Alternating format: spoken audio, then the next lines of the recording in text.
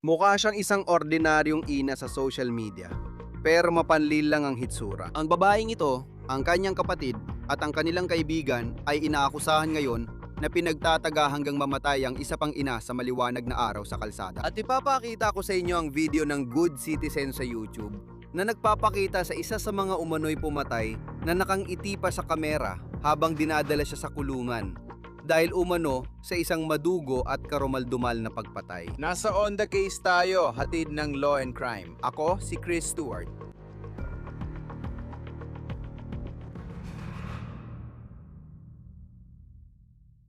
Pinag-uusapan natin ang isang karumaldumal na krimen na nangyari umano sa gitna ng araw, kung saan pinatay ang isang inang may 5 anak sa isang kalsada sa Texas. At para mas lalong nakakabahala, ang mga umano'y pumatay, sa totoo lang, ay parang hindi man lang natatakot sa posibilidad na gugulin ang natitirang buhay nila sa kulungan. Maya-maya, maririnig ninyo ang sinabi raw ng isang suspect sa harap ng kamera habang inaaresto ng pulis.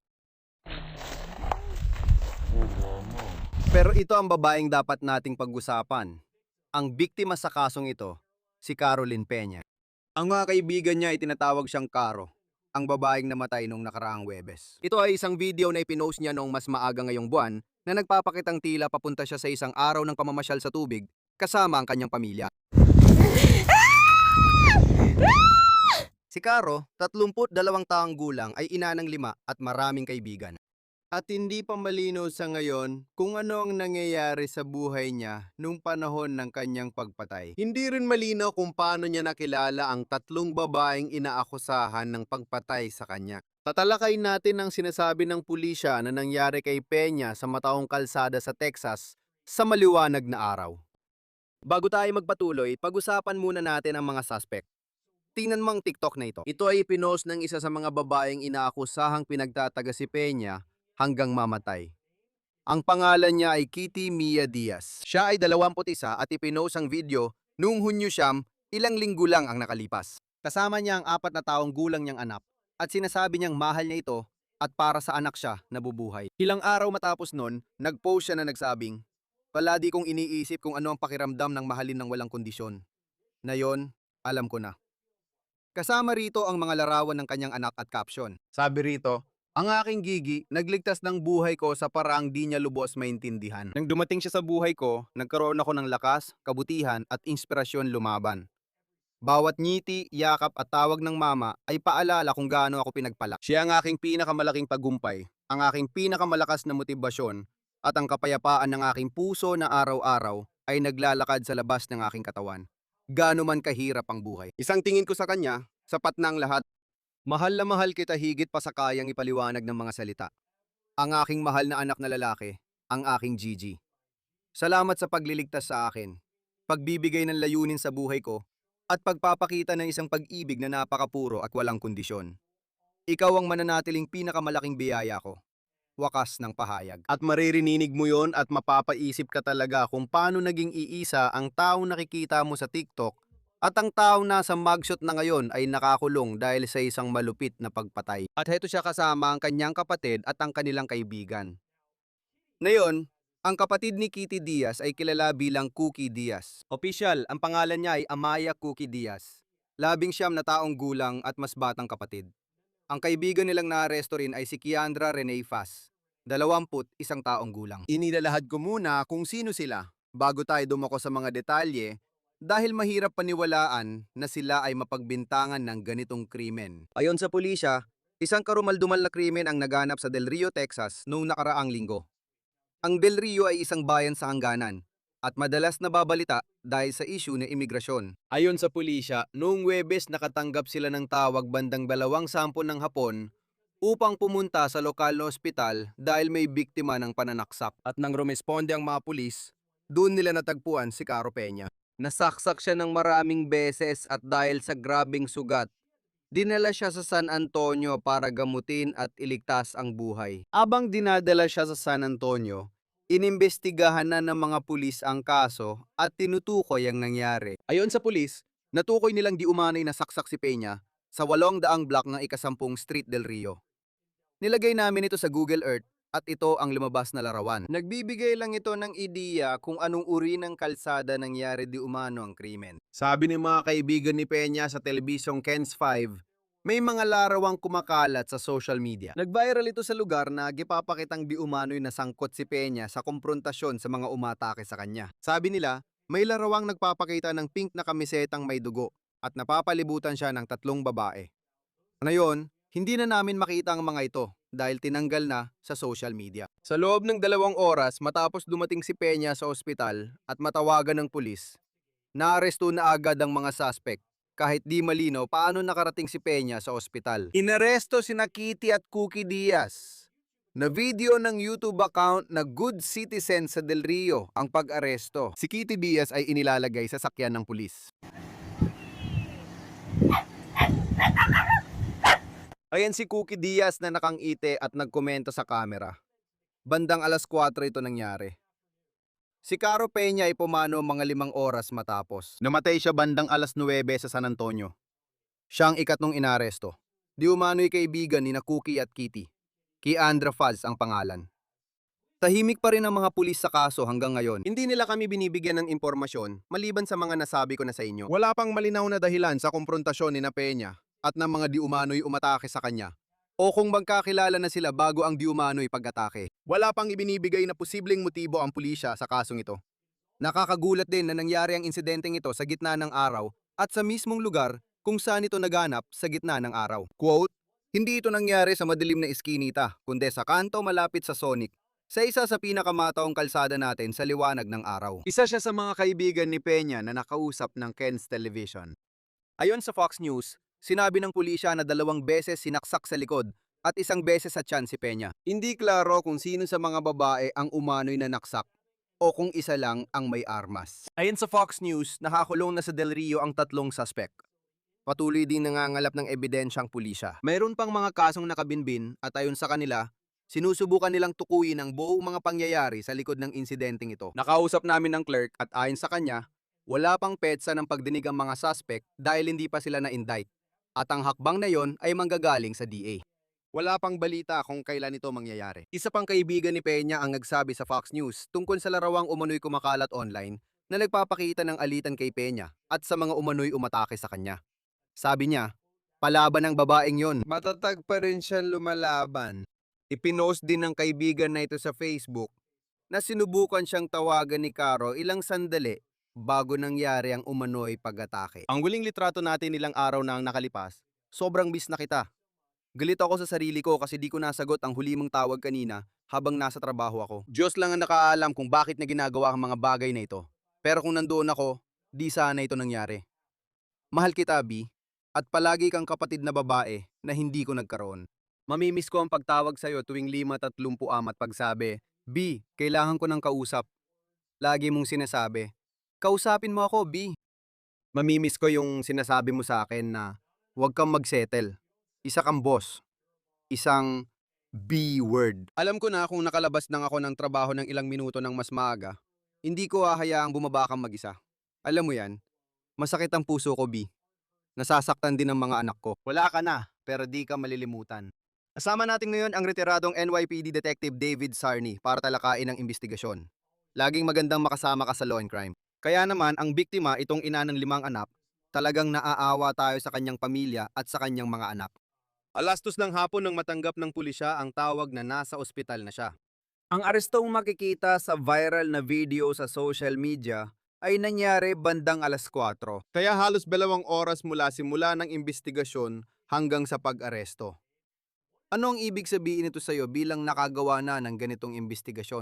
Salamat sa pag-imbita sa akin. Ipinapakita lang ito na ang mga kasong ganito ay mabilis at pabago-bago ang takbo, lalo na sa mga insidente na gaya nito. May pananaksak, babalik ka sa pinangyarihan ng krimen kung saan ito nangyari. Malinaw, malapit sa Sonic o ibang complex, kukuha ka ng panayam at video camera. Mukhang hindi ka makakadaan doon ng walang sasakyan, kaya malamang may video camera na maaring nakakuha ng plaka ng sasakyan. Doon magsisimula ang lahat. Mabilis gumalaw ang mga detective dahil may pupunta agad sa ospital para malaman ng tungkol sa biktima. May mga detective na agad pupunta sa crime scene para maganap ng saksi, ebidensya at video. Mabilis silang kumilos, kaya may pananaksak at aresto agad sa loob ng 2 oras. Magaling ang trabaho nila pero bahagi lang ito ng kaso. Hindi ibig sabihin tapos ng kaso pag may naaresto. Marami ka pang gagawin pagkatapos. Nakakagulat talaga yung kumakalat na video ng pag-aresto kina Cookie at Kitty. Kaya naging balita ito. Parang ibinabandera ng New York Post, di ba? Tingnan mo yung mga nakangiting babae na gumagawa nito. Sa investigasyon, halimbawa may suspect, si Cookie pa ang nagbibiro, itigil mo na ang pagre-record. Nakangiti pa siya sa video habang dinadala palayo. Paano ito nakakaapekto sa kasong binubuo mo na balang araw ay isasampa ng piskal? Kapag may ganitong tawag, tinatawag namin itong perp walks. Parang naabutan na ng pulis, dumating sila, nahuli, tapos inilalakal palabas. Mahalaga minsan, ang perp walk kasi, kung sasabihin ng depensa na nagsisisi sila o hindi nila sinasadya, pero mukhang masaya sila at akala nila maliit lang ang nangyari. Malaking tulong yon sa iyo bilang investigador dahil dagdag yon sa puzzle na binubuo mo. Kailangan mong gawin ang victimology para malaman ang relasyon ng biktima at suspect at patunayan pa rin ang kasalanan nila sa korte. May sapat na probable cause ang mga investigador para magsagawa ng pag-aresto. At bumabalik tayo sa parehong bagay. Mahalaga ang paglalakad ng suspect dahil minsan may lumalabas na impormasyon. Maaring may masabi sila o bigla silang may mabanggit. Yung mga emosyonal na ipinakita nila at mga sinabi nila, alam mo yon, kung ikaw ay inaaresto at biro ng asal mo, hindi mo kalaniwang nakikita na nangyayari yon, lalo na sa ganitong kaso. Pumunta ang mga pulis sa bahay mo, kinuha ka at kailangan lumabas kayo, tapos ganoon pa ang asal mo. Nakakasama yan sa kanila dahil hindi mo masasabing nagsisisi o humihingi sila ng tawad. Alam mo, kahit anong depensa ng abogado nila, magiging mahalaga pa rin yon kapag umabot sa paglilitis, kung sakaling umabot na sa paglilitis. Bago tayo bumalik sa detalye ng kaso, madalas akong napapaisip sa mga ganitong sitwasyon. Lalo na't sinusubaybayan ko ito, na parang tinitingnan mo si Cookie Diaz na 19 na taong gulang lang. Kung mapatunay nagkasala siya ng pagpatay, malamang habang buhay siyang makukulong. Alam natin na may death penalty sa Texas. Pwede natin talakayin yon. Pero alam mo yon, may isip mo lang yung mga bagay na parang kakain ka ng pagkain sa kulungan habang buhay kung mapatunayang nagkasala ka. At kahit ganun, meron pa ring parang, alam mo yon, at sigurado akong nakita mo na rin ito dati. Ibig kong sabihin parang, alam mo yon, hindi naman bihira na may mga tao talagang hindi nare-realize agad. Na parang, lahat ng gusto mong gawin sa buhay mo, tapos na. Bukod sa kung ano na lang ang nasa loob ng selda ng kulungan, kung mapatunayang nagkasala ng pagpatay si Cookie Diaz. Oo, ibig ko sabihin, nakakagulat talaga yung disconnect ng mga tao. At pinag-usapan natin dito yung mga mas bata at nakikita natin ang kabataan. Tumataas ang krimen, nakikita natin ang mga edad 15 hanggang 17 at 20 na taon gulang sa kung anong dahilan. Palagi kong sinasabi, may sira na moralidad o kompas ang mas batang tao ngayon kasi hindi nila ito naiintindihan. Nafo-focus sila sa social media at likes. Kaya nagkakaroon ng social disconnect at hindi nila maintindihan ng like kung ano talaga ang buhay, kung ano ang tama at mali. At parang sila, alam mo yon, sobrang nagiging malabo ang linya niyan. Kapag pinag-uusapan ko ang paghawak sa mga bata, gusto kong ituro ang istruktura, disiplina, tama at mali at moralidad. Pero sa isang punto, nababasag din ito. Di ko alam saan galing yon, pero pag sumali ka sa gulo, yun talagang kalalabasan. Mukhang dahil lang may video na nagpapakita na inaabuso yung biktima at ayos lang sa iyo yon. At hindi lang yon, may kasamang armas kung saan ang biktima ay sinaksak, hindi lang isang beses, hindi lang 2 beses, kundi 3 beses pa nga. Hindi pa alam kung sino talaga ang sumaksap sa babae, pero parang magkakasabwat ang lahat. Kaya isasama sa investigasyon kung sino ang totoong sumaksak. Kung meron man, posibleng higit sa isa, malalaman natin based sa mga pangyayari dahil maaring saksak ang mga sugat. Meron bang higit sa isang kutsilyo na ginamit? May higit ba sa isang taong sumaksak? Lahat ng yan ay malalaman natin sa surveillance video. Kukuha kayo ng search warrant sa mga lugar, gagawa din kayo ng search warrants para sa kanilang mga cellphone, sa mga computer, para malaman kung nasaan sila at kung may connection ba sa pagitan ng biktima at ng mga suspect. May lumabas daw na litrato sa social media, pero tinanggal na. Ipinapakita raw nito ang bahagi ng alitan na nangyayari. May isang Sonic na restaurant na kasali dito at alam mo, may mga surveillance camera doon. Matawang bahaging ito ng lugar, alam mo naman, maliit lang ang Del Rio. Sa tingin ko, mga 35,000 katao lang ang nakatira doon. Pero syempre may mga surveillance camera pa rin, mga ganung bagay, na makakakita ng nangyari. Kaya makikita natin kung paano makakatulong ang lahat ng iyon sa investigasyon. Ang katotohanan na may 3 suspect sa puntong ito at magkakaroon daw ng larawan na nagpapakita sa kanilang 3 na pinalilibutan ang biktima. Gaano kahalaga kung iisa lang ang murder weapon at di natin alam kung nakuha na nila ito? Pero sino talagang sumaksak at sino ang nandoon? Paano kaya maapektuhan ng mga kaso laban sa kanila? Nasa prosecutor kung ano ang hahabulin nila at ito ay benepisyo. Makakatulong sa detective sa interogasyon kung may video footage ng insidente. Kung may isa, dalawa o tatlong sangkot sa pananaksak, madalas may tinatawag na pinakamahinang link o yung may pinakamaliit na kasalanan. Pagkatapos, magfo-focus sila sa taong yon para subukan magsalita kung kaya niyang sabihin kung anong nangyari. Kasi alam mo, kapag humaharap ka sa ganitong mga sitwasyon, nasa New York State sila, kumikilos sila bilang magkakasabwat. Kaya kung isang sangkot doon, may tatlo pa siyang kasama sa paligid. Mahalaga ang video kasi hindi nila may tatangin na kasali sila. Kapag nandun sila at inaatake siya, parte na rin sila sa pagpatay sa bata o babae. At iniisip ko rin, alam mo yon, at hindi pa malinaw kung ano ang magiging depensa nila. Hindi natin alam ang mga pangyayari na nauwi sa gulo na ito, alam mo yon, at kung paano ito nangyari, at kung ano pa man yon. Pero ayon sa Fox News, ang mga tinamong sugat ni Carl Pena, 2 beses siyang sinaksak sa likod at 1 beses sa tiyan. Paano naapektuhan ang kwento mo bilang investigador sa kasong ito kung ang mga sugat ang naging sanhi ng kanyang pagkamatay? Diyan mo papanoodin ang surveillance video at interogasyon ng mga babae para malaman ang totoong nangyari. Kaya nga, babalik pa rin ito sa surveillance video at sa sasabihin nila. At tinitingnan mo rin ang mga kamay ng suspect dahil kapag may pananaksak, may posibilidad ba na nasugatan ng suspect o mga suspect na sangkot? Kaya lahat ng mga bagay na ito ay pumapasok sa usapan. Uupo dyan ang mga detective na aresto mo na sila at magsasagawa ka na ng follow-up. Ngayon, parang bumabagal ang oras. Ngayon, hawak mo na sila, mag-iinteroga ka na at kung kumuha sila ng abogado, magpo-focus ka sa ibang ebidensya. Anumang physical na ebidensya na maari mong makita, pati na rin ang mga search warrant. Kung meron man, anong sasakyan ang ginamit nila papunta at pauwi mula sa lugar na yon? May higit pa bang isang sasakyan? Sila ang kukuha ng mga search warrant, kumpiskahin nila ang mga sasakyan na yon, magsasagawa sila ng mga paghahalugog sa mga lokasyon gamit ang mga search warrant para malaman kung may murder weapon na nakuha kasi di natin alam ano ang nakuha sa pinangyarihan basta may pinangyarihan doon, itinapon ba nilang kutsilyo?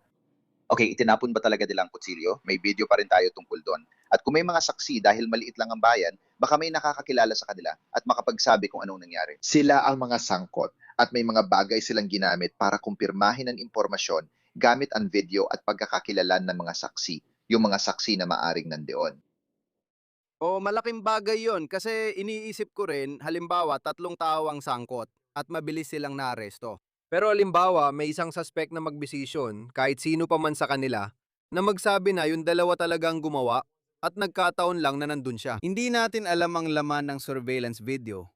Pero kung may saksi at video ka, paano magbabago ang sitwasyon? Parang leverage mo yan sa taong nagsasabing, gusto kong magsalita at makipagtulungan sa investigasyon.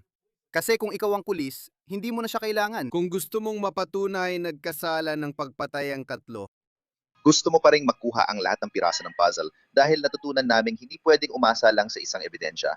Nakita ko na yan dati, may DNA ebidensya na na-refute kaya hindi na itinuloy ng piskal ang kaso dahil isa lang ang ebidensya. Parang sa mga pamamaril na hindi tinutuloy ng piskal dahil isa lang saksi. Kaya hindi mahalaga kung ano ang iniisip mo rito. Kailangan buwin ng kaso at investigasyon para malaman kung sino ang sangkot, pati ng video na bahagi rin nito. Kung makakuha sila ng pahayag, nadaragdagan ito at mahalaga ito.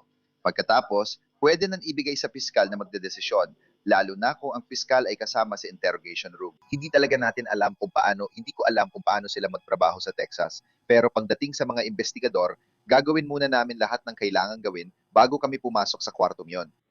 At kung alam na namin kung sino ang sangkot o alam namin na siya ang nanaksak, karaniwan namin inuuna ang pinakamahinang miyembro. Hahanapin namin kung sino ang pinakamahinang miyembro at sila ang kakausapin namin muna.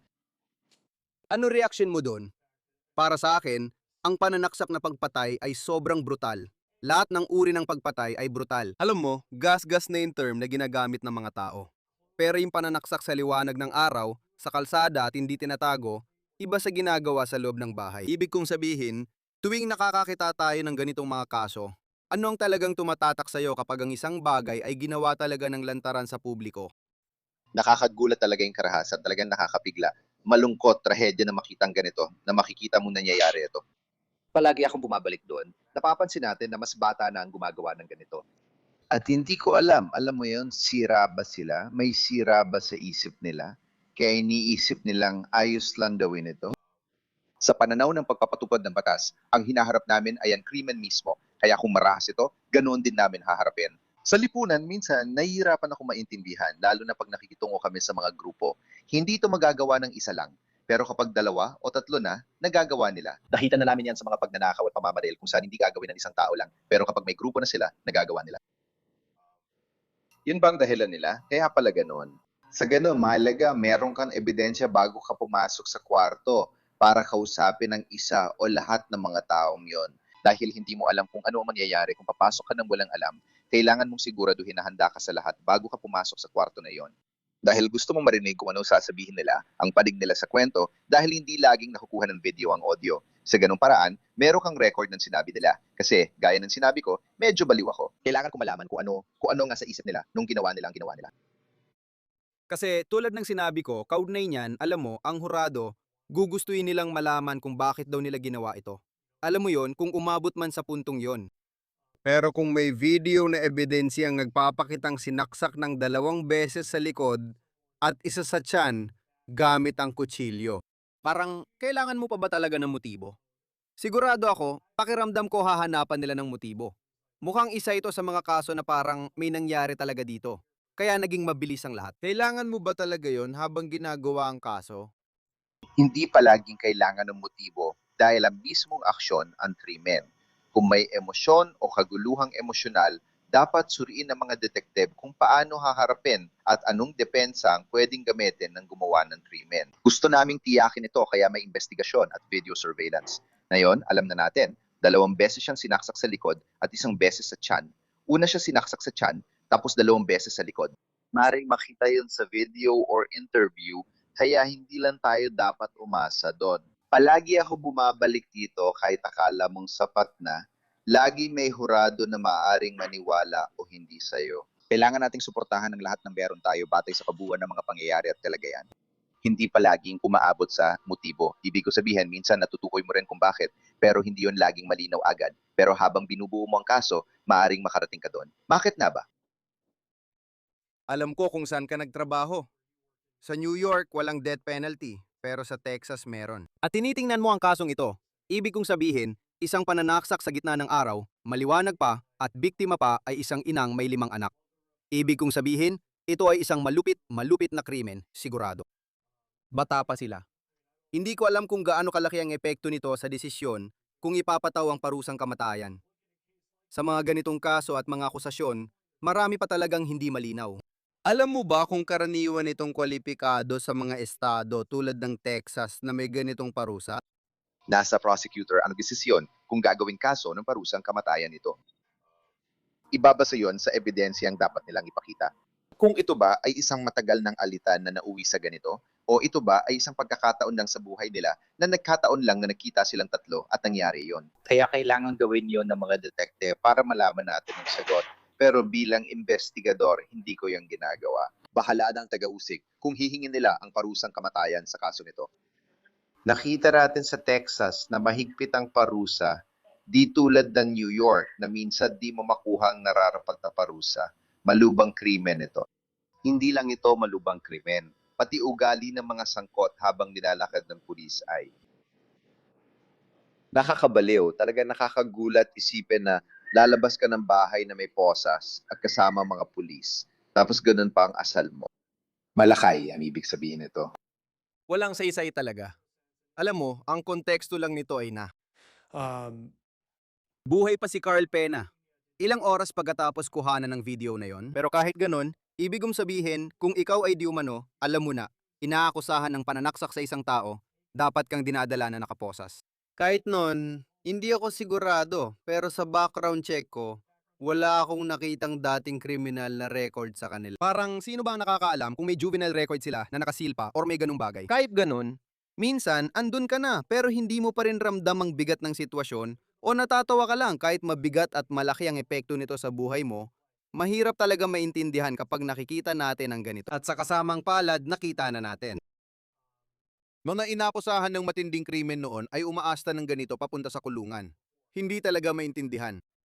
Hindi talaga ito maiintindihan. Pero alam mo ba kung ano 'yon?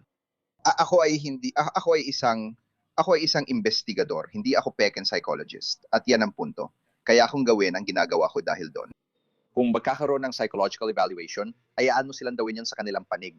Pero alam mo, masasagot ng ebidensyang ihaharap ng investigador ang depensa niyan sa kaso. Pahalaga ito dahil bahagi ng kaso ang piskal, pero ang mga detektibang kukuha ng ebidensya dahil doon nakasalalay ang lahat. Mahalaga ang katotohanan, hindi ang opinyon o nararamdaman ko. Importante ang mapapatunayan gamit ang ebidensya mula sa pinangyarihan, video at iba pa. Oo, malalaman natin ang susunod na mangyayari at pandig nila sa kwento kung kailan at kung lalabas. Retiradong NYPD Detective David Sarney, laging masarap ng makasama sa Law and Crime. Salamat sa pagpunta. Maraming salamat, Stacy, sa pananatili mo. Dito nagtatapos ang On the Case mula Law and Crime. Mag-subscribe sa amin sa YouTube at Spotify at mapapanood na rin sa Peacock. Ako si Chris Stewart, hanggang sa susunod.